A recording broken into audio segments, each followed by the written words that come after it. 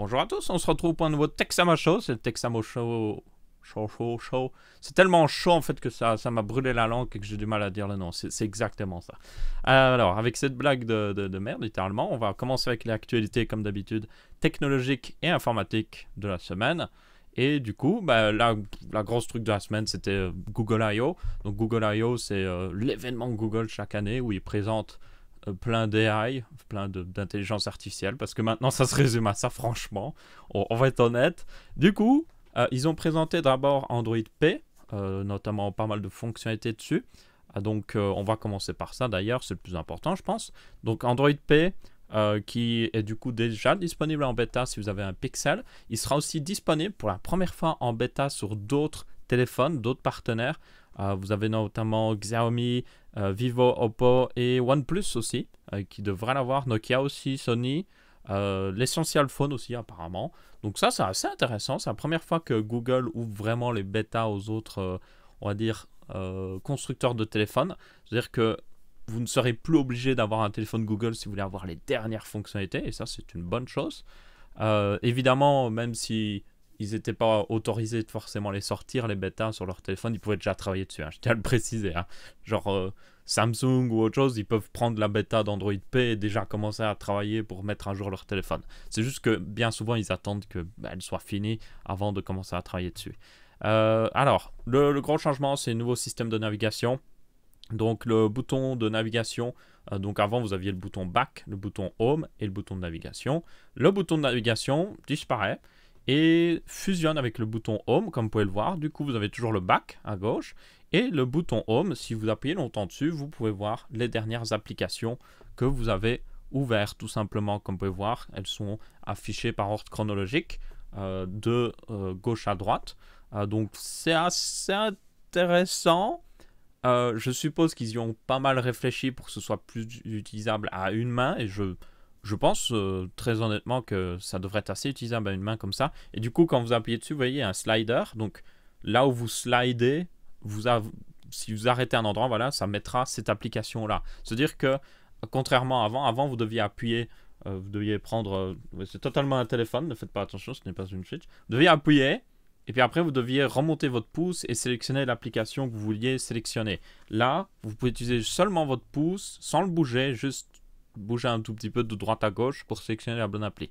Donc je pense et j'espère que ce sera plus intuitif pour justement le multitâche à une main, et c'est très important évidemment. Et si vous avez deux mains, évidemment, vous pouvez juste slider de gauche à droite, ça marchera aussi, hein, je tiens à le préciser. Ils ont aussi pas mal de nouvelles... gestures qu'ils appellent ça, enfin c'est des gestes que vous pouvez faire, juste des mouvements, donc pour remplacer des boutons. C'est très inspiré de l'iPhone 10 évidemment. Après, il y a beaucoup de téléphones Android qui avaient des gestes aussi là hyper longtemps, hein. Donc tout le monde s'inspire au final. Mais c'est surtout pour supporter mieux un futur, en tout cas smartphone qui du coup serait entièrement un écran en fait, juste un full écran, peut-être même avec aucun bouton de navigation, hein. Juste vous faites des gestes pour faire apparaître certains trucs. Donc assez intéressant, après à voir ce que ça donnera. Donc ça c'est les partenaires qui ont droit à accès à la bêta. Vous avez plus de, alors ça c'est plus de AI, plus d'intelligence artificielle littéralement partout. Donc vous avez déjà il y a un kit de développement où vous pouvez utiliser un peu le système AI de Google. Donc ça c'est pas mal si vous voulez intégrer de l'AI dans si vous voulez intégrer de l'AI dans votre application, c'est littéralement ça, vous pouvez le faire. Et du coup, il y a beaucoup plus d'intelligence artificielle intégrée dans justement Android P, notamment, vous voyez là, il va vous suggérer, hey, tu parles souvent à cette personne-là, je vais le mettre en avant pour que ce soit plus facile d'y accéder justement. Donc, à voir, moi je suis pas entièrement toujours fan de ce genre de truc parce que des fois, l'IA est juste genre, elle devine mal en quelque sorte, ou juste... Elle devine, mais c'est pas forcément ce que tu veux faire, c'est juste dans ton chemin. Donc voilà, on verra bien ce que ça donnera. Ça, il faut vraiment l'utiliser pour vraiment s'en rendre compte, selon moi. Vous avez aussi plus d'améliorations au niveau de Google Assistant, évidemment. Notamment le fait que ça, il avait déjà fait avec le Pixel, mais ce sera normalement avec beaucoup plus de téléphones à partir de justement Android P. C'est que vous pourrez discuter vraiment avec Google. L'assistant Google. Alors, je ne sais pas si au niveau français, c'est déjà prévu ou autre chose, mais en tout cas, si vous parlez anglais et que vous avez Google Assistant d'anglais, vous pourrez genre vraiment être « Hey Google, tu peux me dire ce que j'ai comme rendez-vous à 10h ?» Donc, c'est plus une vraie conversation plutôt que « Ok Google, quel rendez-vous j'ai à 10h ?» Désolé pour ceux qui ont un téléphone Google d'ailleurs, je tenais à le préciser. Du coup, là, vous pouvez même continuer la discussion. Vous pouvez être en mode Hey Google, dis-moi quel rendez-vous j'ai à 10h. Et puis Google répond ah, mais tu as 2 rendez-vous avec Jack à 10h. Et puis tu peux lui dire Google, bah annule ce rendez-vous. Finalement, je n'irai pas.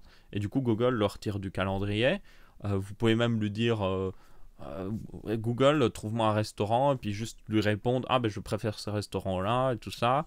Montre-moi des photos ou guide-moi jusqu'à ce restaurant. Vous voyez, vous pouvez vraiment discuter avec lui. Ce qui est plus un vrai assistant. Parce que c'est selon moi le problème de tout avec Google, Siri, et Bixby et Cortana, pour ceux qui l'utilisent, paix à votre âme. Même chose avec Bixby en fait. Même chose avec Siri en réalité. Mais bon. Bon Siri encore ça va pour certains trucs.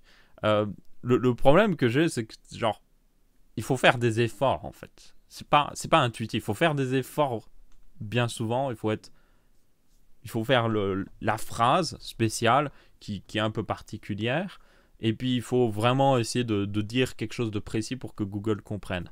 Enfin, même n'importe quel assistant. Maintenant, ils deviennent beaucoup plus, on va dire, avancés évidemment. Mais là, c'est vraiment une conversation, quoi.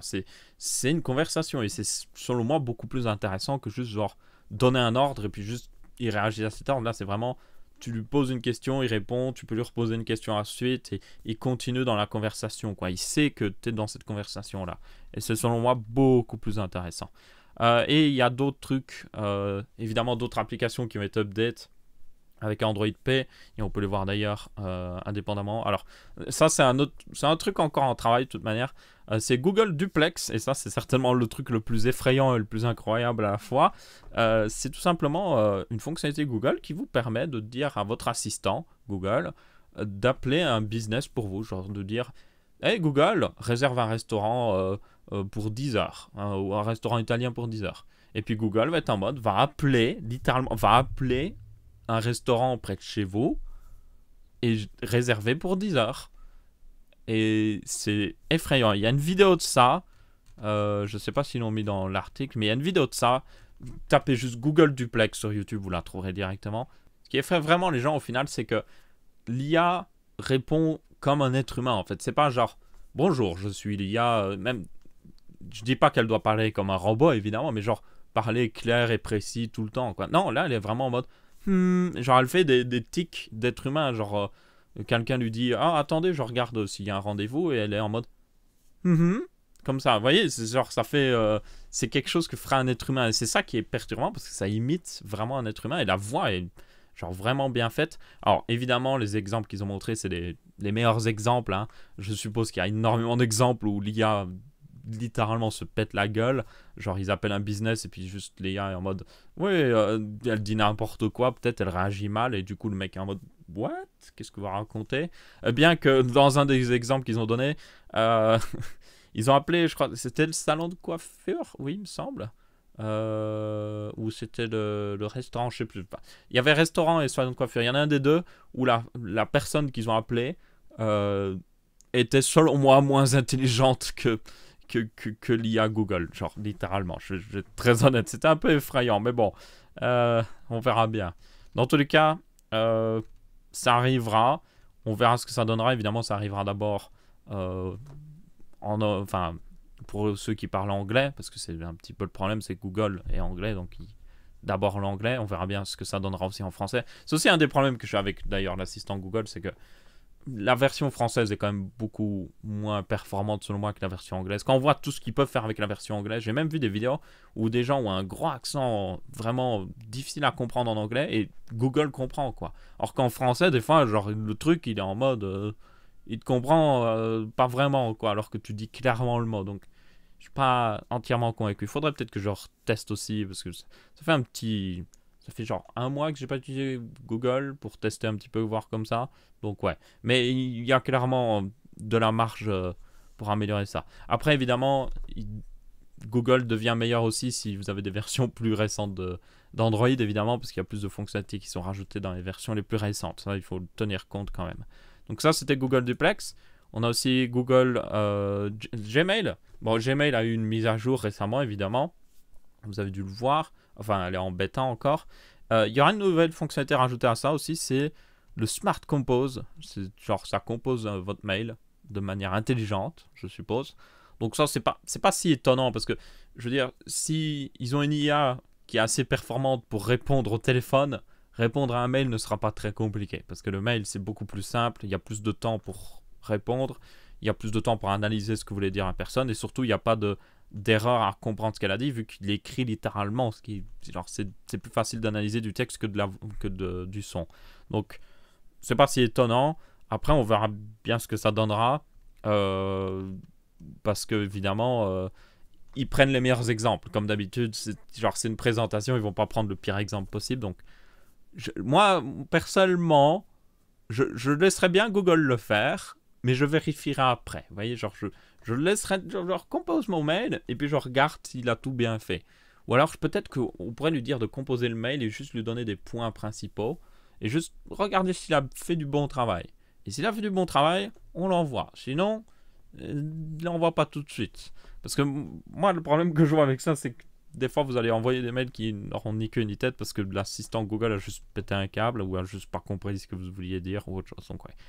On verra bien, on verra bien. Il faudra mettre peut-être des garde-fous en place pour éviter ça. Personnellement, moi, je ne laisserai pas l'IA gérer tout. Hein. Ça, c'est sûr et certain. Il y a Google Maps aussi qui a eu une petite mise à jour qui va avoir une mise à jour, je tiens à le préciser, qui est présentée du coup à Google I.O. Et c'est pour le rendre plus intelligent avec un petit peu d'AR. Donc là, c'est aussi simple que vous pouvez le voir.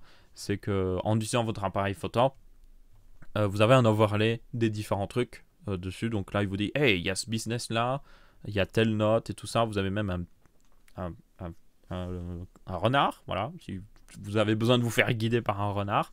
Et du coup, ça affiche à l'écran les directions à prendre et tout ça. C'est que le plan ici. Donc, c'est pas mal. Ça va certainement pomper la batterie parce que ça va utiliser l'appareil photo et le GPS et la connexion Internet et Google Maps. Donc, à mon avis, ça va être pas mal au niveau voilà, usage batterie. Mais bon, on verra bien ce que ça donnera. Par contre, ça, évidemment, ça marchera aussi bien ici. Enfin, aussi bien ici. L'un des problèmes que je vois clairement, c'est ça. Vous voyez là, quand il dit « Ah, il y a ce business là à côté. » Je sais pas vous, mais même dans les grandes villes, hein, genre même dans les grandes villes de Belgique, des fois le truc il se trompe de 30-40 mètres. Genre vraiment, hein. Genre il dit « Ah, c'est là !» Et puis vous regardez sur Google Maps, c'est en mode « Il y a un terrain vague là. » C'est sûr qu'il y a un restaurant là, et c'est un restaurant qui existe depuis des dizaines d'années, donc c'est pas genre le restaurant a été construit récemment. Hein. Non, il te montre un terrain vague, il dit c'est là le restaurant. Et je ne crois pas que ce soit là. Du coup, oui, je pense que peut-être que ça marchera très très bien évidemment dans les grandes villes américaines, mais par chez nous, je ne suis pas entièrement convaincu par ce genre de choses, donc je ferai attention à votre place personnellement. Après, évidemment, ça dépend de l'endroit où vous êtes. À Paris, je suppose que ça marche beaucoup mieux parce qu'il y a des équipes Google à Paris et du coup, ils doivent faire en sorte que ça marche bien. C'est logique en même temps, mais bon, on verra bien. Et puis, le dernier truc vraiment de Google I.O., il y a eu plein de trucs évidemment au niveau de l'IA, hein, je tiens à le préciser. Mais un des derniers trucs vraiment au niveau téléphone, en tout cas, c'est Google News qui aura une mise à jour un petit peu material design et avec de l'IA. Parce qu'évidemment, il y avait déjà de l'IA dans Google News, mais bon. D'ailleurs, je suis le seul à être triste. Vous vous souvenez avant sur Google, avec le launcher Google, quand vous alliez à gauche de l'écran d'accueil, vous aviez un truc avec des news et tout ça. Et moi, réellement avant, c'était pas mal, quoi. J'avais genre des news technologiques et tout ça. Ils savaient vraiment ce que je voulais. Et c'était vraiment bien, quoi. Ils me mettaient des news technologiques sur des sujets qui m'intéressent, quoi. Des dernières cartes graphiques et tout ça. Et du coup, je lisais souvent des articles depuis là. Et depuis quelques temps, il n'y a plus ça. Enfin, depuis un ou deux ans, je crois, ils ont un peu retiré ça, ou ils l'ont mis différemment. Enfin, pour moi, il n'y a plus de trucs qui m'intéressent, quoi. Il met la météo, il met mon calendrier, et puis il met des actualités random sur le web, j'ai l'impression. Je suis en mode, je ne suis pas intéressé par la dernière coupe de je ne sais pas qui, ou je ne sais quoi. Enfin, pas convaincu, personnellement, donc...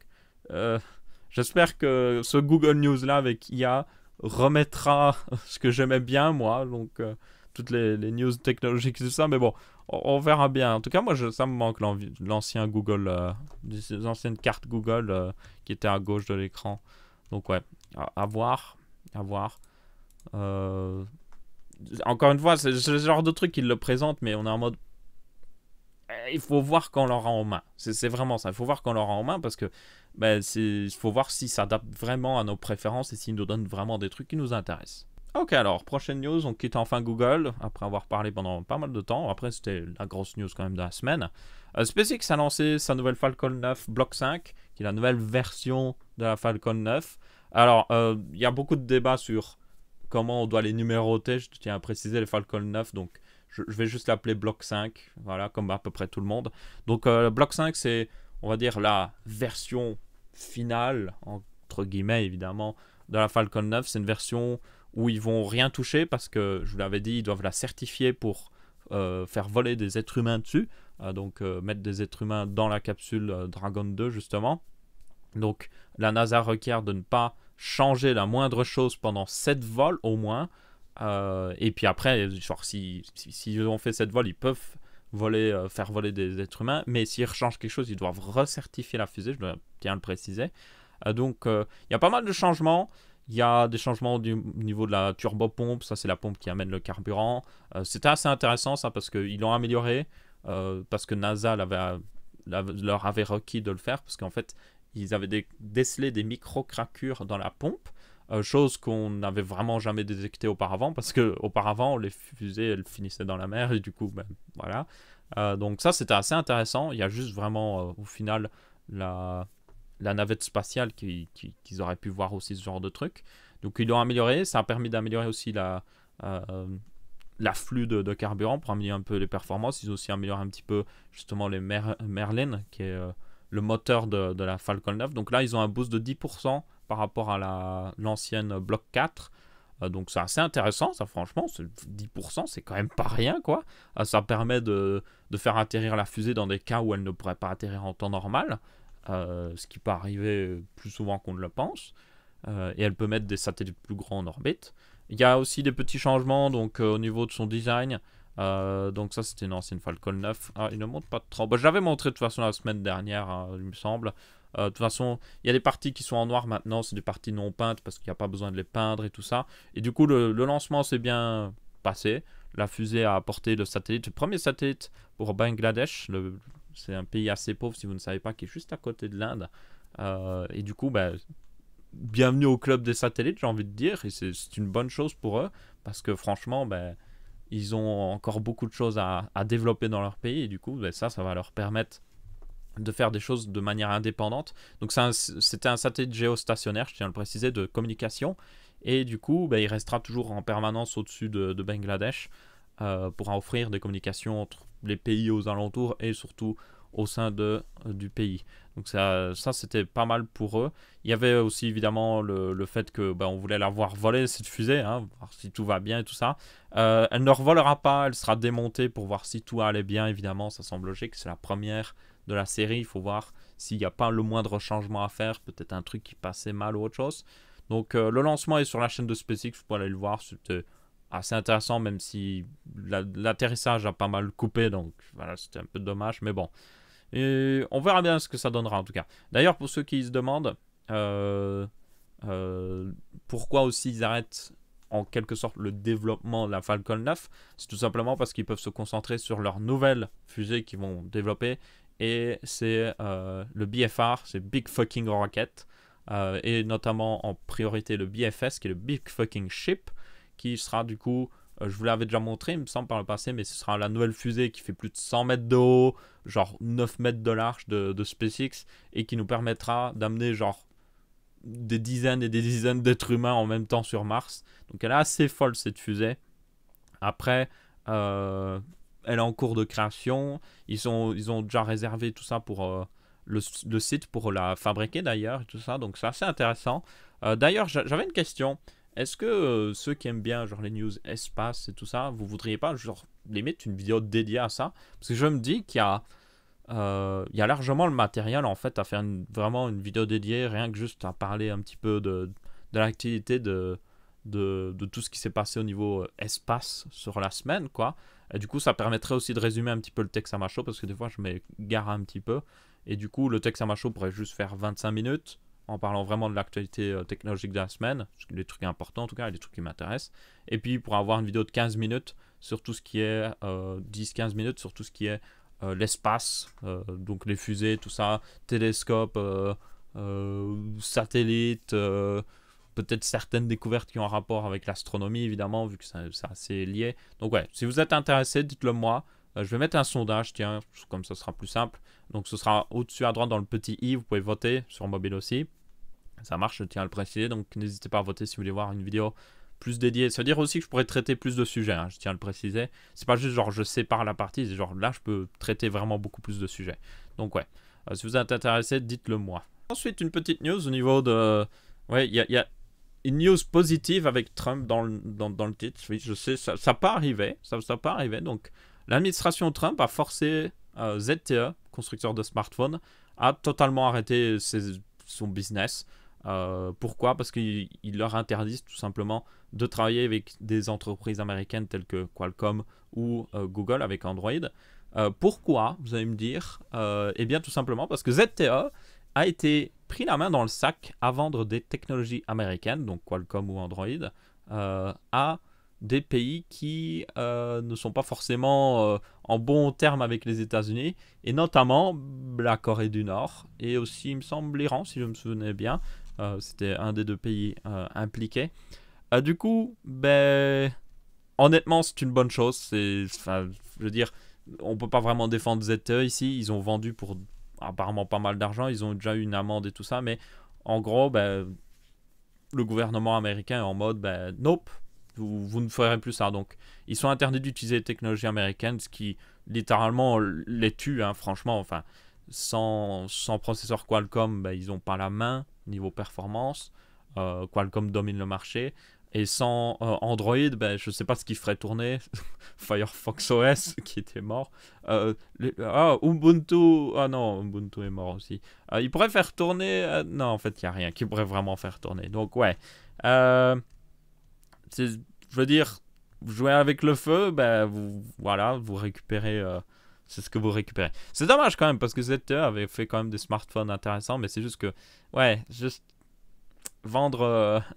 Vendre de technologies comme ça à des pays qui sont pas forcément très recommandés. Encore l'Iran, ça reste discutable selon moi, mais par exemple la Corée du Nord, ben voilà. Je sais qu'il y a pas mal d'actualités d'ailleurs en ce moment, mais c'est pas trop technologique, c'est pour ça que j'en ai pas parlé. Hein. Mais la Corée du Nord est en train d'essayer de négocier la paix avec la Corée du Sud. Après, il faut prendre des pincettes parce que c'est pas la première fois qu'ils font beaucoup d'efforts et puis d'un coup, hop, ils sont en mode non, on arrête finalement. Donc je tiens à le préciser. Mais du coup, oui, ça reste quand même la Corée du Nord. Hein. Je sais qu'il y a une blague sur Internet, la Corée du Nord, il y a pas mal de blagues sur la Corée du Nord et tout ça, sur Kim Jong-un, mais je tiens à rappeler qu'il y a des camps de concentration en Corée du Nord où des familles entières sont séquestrées parce qu'elles ont osé défier le régime. C'est loin d'être une blague, c'est très très loin d'être une blague. Il y a une énorme crise humanitaire qui se passe en ce moment même en Corée du Nord avec des gens qui sont séquestrés, comme j'ai dit, qui doivent travailler de force et tout ça. Et autant, ça peut être marrant de faire un petit peu des blagues, mais je tiens à le préciser que c'est très sérieux comme sujet. Donc vendre des technologies à des gens comme ça, à un gouvernement comme ça, c'est pas très sérieux.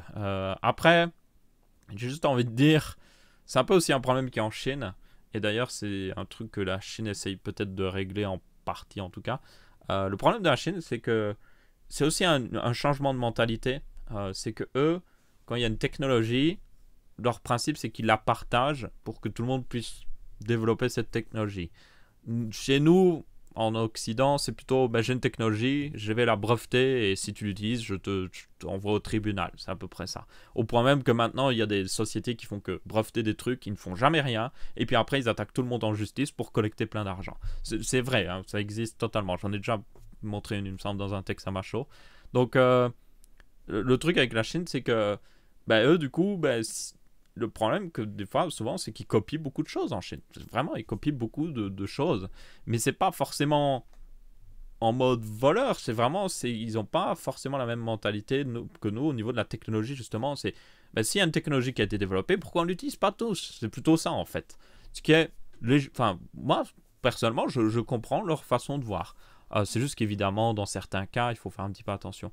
Donc ça, c'est justement un problème que beaucoup de compagnies américaines ou même européennes ont avec la Chine, c'est que ben, ils copient un petit peu trop de trucs. Après, il copie aussi des trucs des fois, genre il copie, mais ça je parle pas de la même chose, mais il copie aussi des produits qui existent réels, genre des fromages français.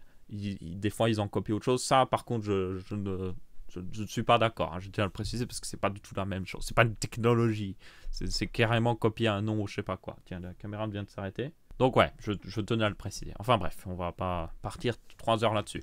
ZTE est mort et c'est certainement une bonne chose, même si c'est un petit peu triste. Mais après, de toute façon, ils ne vendaient pas beaucoup de smartphones en Europe, donc on s'en fiche. Alors, le Computex, ça c'est une news assez importante. Je rappelle, le Computex, c'est le salon de l'électronique et technologique de Taipei. Pas Taipei, genre, enfin, Taipei, quoi, la capitale de la Taïwan. Taïwan qui est l'île contestée par la Chine, encore une fois en parlant de Chine justement. Donc c'est du 5 au 9 juin, donc c'est dans un petit peu moins d'un mois et il y a souvent beaucoup de choses présentées. C'est un salon très important, l'un des plus importants du monde, donc on devrait voir quelques trucs assez intéressants présentés là-bas et notamment peut-être, je dis bien peut-être, éventuellement peut-être des petites news niveau carte graphique de l'appareil Nvidia, on ne sait pas, on verra bien. Jusqu'à maintenant, rien ne laisse présager qu'on aura quelque chose, donc c'est un peu triste.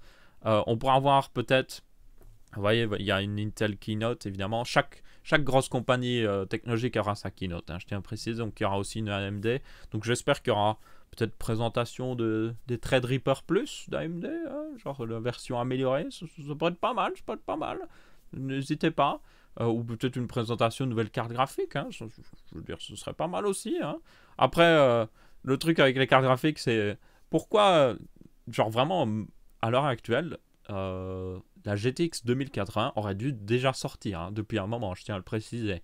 Normalement, c'était en gros, c'est tous les ans, il y a une nouvelle génération, et tous les 6 mois, il y a un nouveau flagship, en quelque sorte, ouais. Imaginez, début 2017, ils sortent la 1080. Eh ben, un peu plus de 6 mois après, vous avez la 1080 Ti. Et puis 6 mois après, vous avez la 2080. C'est un petit peu le rythme qu'ils avaient pendant pas mal d'années, en fait, Nvidia. Sauf que en ce moment, ben, il est totalement cassé. Ça fait un petit moment que le GTX 1080 est sorti, genre vraiment longtemps. Allez voir la date.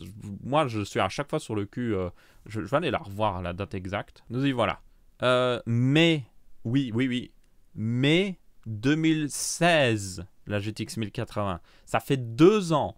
Il n'y a toujours pas de remplacement. 2 ans. Je ne sais pas si vous vous rendez compte. Et la TI, c'était le mars 2017. Donc là déjà aussi, il y avait eu un petit bout de temps avant qu'elle n'arrive. Donc, yep. Ben là, ça fait plus d'1 an que la 1080 Ti est sortie. Et pourtant, il n'y a toujours pas de remplacement niveau haut de gamme qui est arrivé. Donc, yep, il est peut-être temps d'en sortir une Nvidia. Après, le truc c'est pourquoi ils en sortent pas, ben, on le sait tous. Depuis la folie de la cryptocurrency, ils en vendent tellement, ils ont plus de stock. Genre, pourquoi faire une nouvelle carte graphique alors que vous vendez très bien l'ancienne? Donc, je les comprends un petit peu. Après, le truc c'est si ça dure trop longtemps, ce genre de truc, ça va casser un petit peu l'innovation au niveau de tout ce qui est gaming et tout ça. Donc c'est une mauvaise chose à long terme, très clairement. Donc je pense qu'il devrait pas tarder à devoir, selon moi, sortir vraiment une nouvelle génération de cartes graphiques et continuer d'augmenter les performances. Mais bon, on verra bien. Ma foi, en attendant, ça laisse plus de temps à AMD de rattraper le retard. Mais bon, au niveau processeur, ils l'ont clairement rattrapé. Mais au niveau carte graphique, ils ont encore un petit peu du mal de temps en temps. Ce qui est un petit peu dommage, mais bon. Ensuite, une petite news au niveau de... Alors, une petite news au niveau de la Switch que je trouvais intéressante. Pour ceux qui ont une Switch, ok, ça c'est la Switch, ok. Sur la Switch, il y a ce petit pied ridicule qui est Genre, vraiment, mais alors vraiment pas. Bon, là, je suis en focus manuel, j'avais oublié. Bref, ce petit pied ridicule qui est, genre, qui pourrait se casser pour un rien. Et c'est censé être le pied pour tenir la Switch quand vous n'avez pas vraiment le dock que vous gardez à la maison. Eh bien, le truc, c'est que, aussi étonnant que ça puisse paraître, ben, les gens ne l'aiment pas trop. Et du coup, Nintendo va sortir cet accessoire qui est littéralement un pied. Donc, c'est un pied juste avec un port USB type C et un autre port USB type C pour brancher le chargeur. Donc, déjà, ça réglera un des problèmes, c'est que ce pied-là ne vous permet pas de recharger la Switch quand vous l'utilisez parce que littéralement, le port n'est pas accessible. Et aussi, ça réglera le problème que c'est un pied beaucoup plus résistant et un peu plus réglable. Donc, ma foi, ça peut être bien pour ceux qui en ont besoin. Et le coût, d'ailleurs, vous pouvez aussi mettre la Switch de côté si vous voulez, si ça vous intéresse. Donc, au lieu de la mettre forcément comme ça, vous pouvez la mettre aussi dans l'autre sens. Et du coup, ça devrait sortir pour 20$, donc certainement 20€, 19,99€ seulement. Et c'est un accessoire officiel, donc ma foi, pour ceux qui veulent du officiel, voilà. C'est juste c'est en mode, pourquoi designer quelque chose correctement directement alors que vous pouvez juste retirer un accessoire plus tard. Enfin bref. C'était aussi pour en profiter un petit peu pour parler de la Switch que... Bon, au final, la console marche bien, c'est assez intéressant. Moi, j'en ai une, forcément, voilà. Donc, je suis assez content pour Nintendo, parce que ça fait un petit moment. Après, j'ai juste envie de dire, Nintendo, pourquoi vous avez toujours pas, depuis tout ce temps, YouTube sur la Switch, ou des applications, genre, what the fuck avec le dernier hack que j'ai présenté il y a quelques temps, il y a quelqu'un qui a mis Chrome OS dessus, hein, donc je voudrais pas dire. Du coup, pourquoi on n'a toujours pas genre YouTube quoi? C'est juste parfait, l'écran fait la bonne taille, ça a le Wi-Fi, enfin ce serait parfait franchement pour ce cas d'utilisation. Donc, qu'est-ce que vous attendez? Alors, normalement ça doit arriver, je sais juste plus quand ça doit arriver, mais bon. Ensuite, une petite news venue de Tom's Hardware. Enfin, c'est plutôt un test. Donc, c'est un comparatif de 38 processeurs, si vous voulez. Voir un petit peu comment les processeurs se calent par rapport l'un à l'autre. C'est assez intéressant.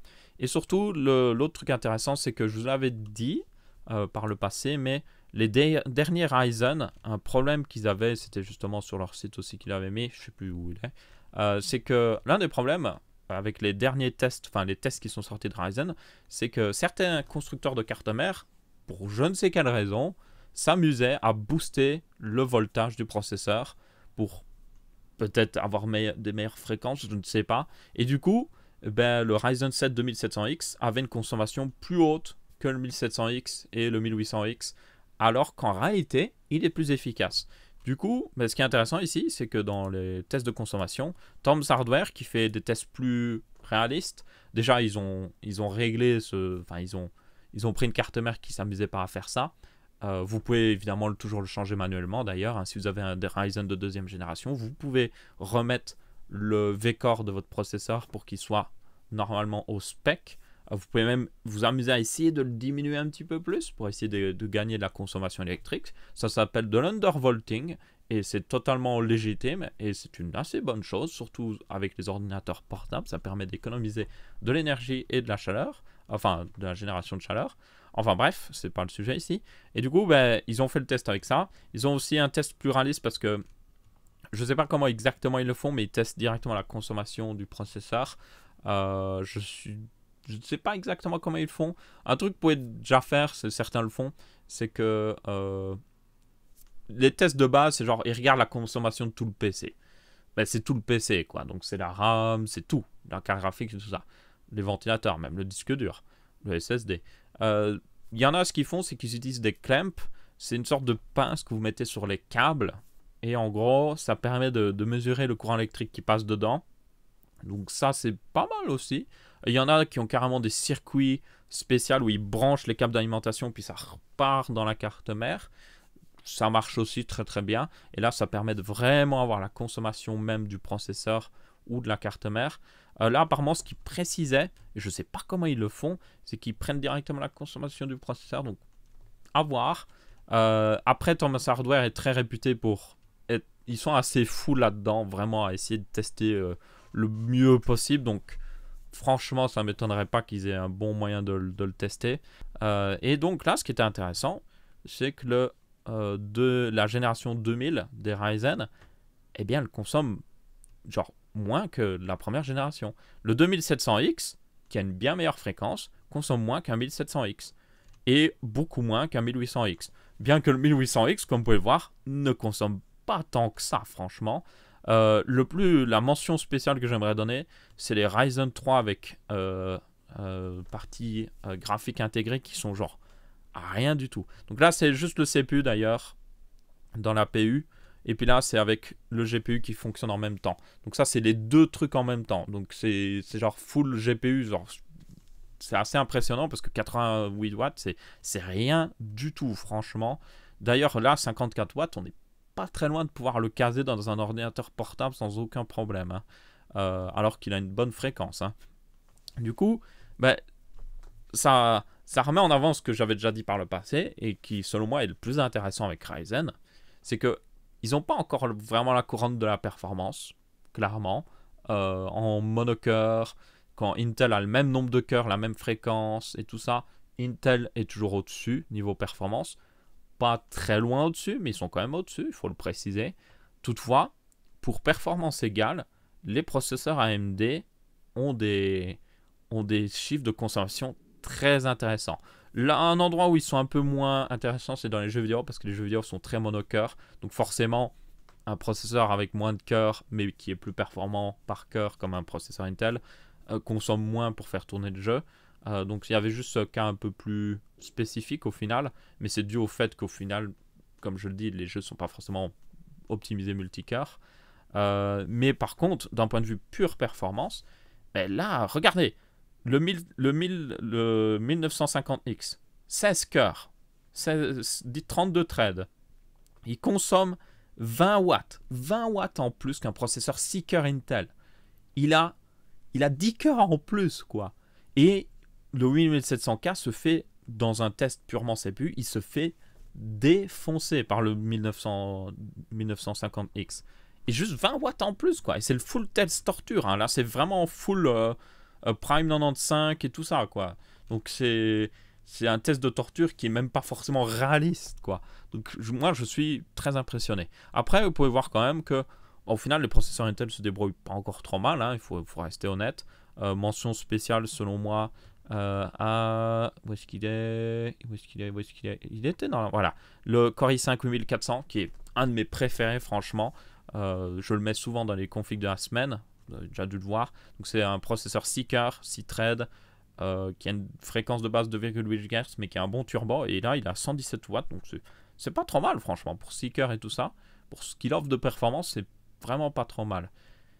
Mais encore une fois, regardez ces Ryzen, genre le Ryzen 5 2600X, 99 watts hein, en pleine charge. Donc, ouais, très impressionnant, franchement. Là, c'est la consommation d'ailleurs dans Witcher 3 Full HD en médium. Donc, en retirant toutes les limites du GPU, c'est fait exprès. Hein. Donc, si vous mettez le jeu en ultra ou autre chose, c'est la carte graphique qui va avoir du mal et du coup, le CPU sera en mode non, j'attends que la carte graphique travaille. Donc là, c'est fait exprès pour forcer le CPU à travailler. Et du coup, on peut voir que même en jeu, ben là, on atteint des consommations qui sont très très très raisonnables. Hein, même sur les Core i9 au final. Enfin, Core i9. Les Core i7 qui sont juste en dessous des Core i9 en tout cas. Donc le 7820X ou le 7900X. Le 7900X qui est un weaker et qui franchement se débrouille vraiment pas trop mal niveau consommation. Dans les jeux en tout cas.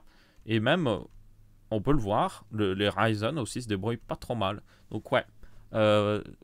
Franchement, c'est juste... Moi, j'aimerais d'abord comprendre pourquoi certains constructeurs de cartes mères se sont amusés à booster le voltage, mais bon. Parce que moi, je trouve qu'un des trucs les moins bien testés en technologie informatique et tout ça, c'est la consommation. C'est souvent genre toute la consommation du PC. Et le truc, c'est que c'est pas forcément hyper représentatif. Il y a aussi la carte mère qui peut pas mal influencer. Hein. D'une carte mère à l'autre, vous pouvez voir la consommation changer de 10 à 20 watts même des fois, parce qu'un étage d'alimentation d'une carte mère est bien plus efficace. Donc, ouais, je pense qu'il y a pas mal de choses qui pourraient être améliorées à ce niveau-là. Après, c'est quand même un domaine assez compliqué, hein, soyons honnêtes. Tout ce qui est électrique, consommation électrique et tout ça, il faut du matériel assez développé. Mais bon, personnellement, je je trouve ça assez intéressant parce que ça permet de vraiment voir les véritables performances de ces processeurs sans être influencé par la carte mère, par l'alimentation, hein, c'est aussi important. Bien que souvent les tests sont quand même faits avec la même alimentation, il faut le préciser. Hein. Mais bon, ça peut quand même, avec la carte mère, influencer, ajouter de l'aléatoire au test.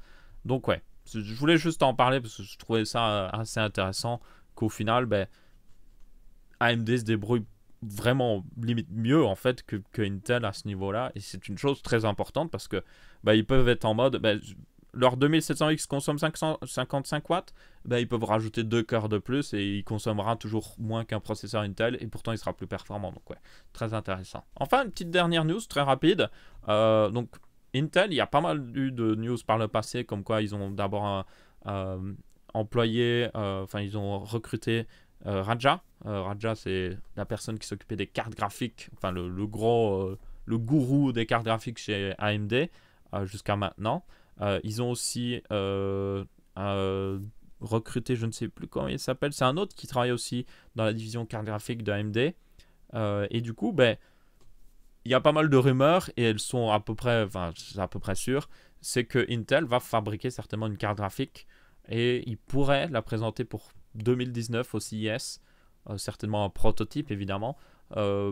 C'est pas si étonnant parce qu'ils ont déjà des parties graphiques fonctionnelles chez Intel, donc là c'est plus genre ils vont quand même à mon avis faire une nouvelle architecture, mais ils ont déjà du savoir-faire, ils savent comment en fabriquer une, ils ont leur propre usine de fabrication de processeurs et tout ça, donc honnêtement ce serait pas très compliqué pour eux en à peine un petit peu moins de 2 ans fabriquer un véritable prototype fonctionnel.